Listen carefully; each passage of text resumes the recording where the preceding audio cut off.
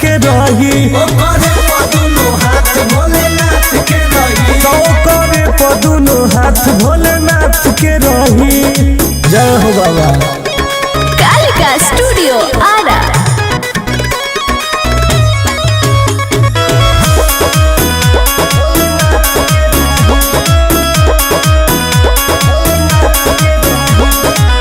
लेला तू बूटी न चली फ्रूटी बाबा के नगरिया हो।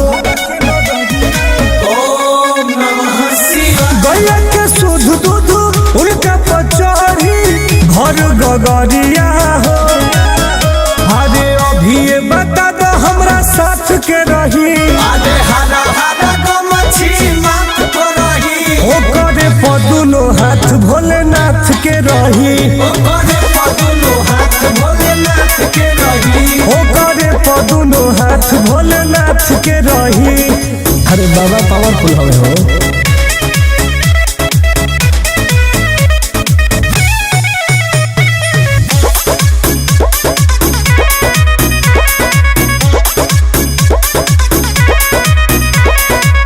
रखी है ख्याल महाकाल भाई सबके कृपा जरूर होई रे।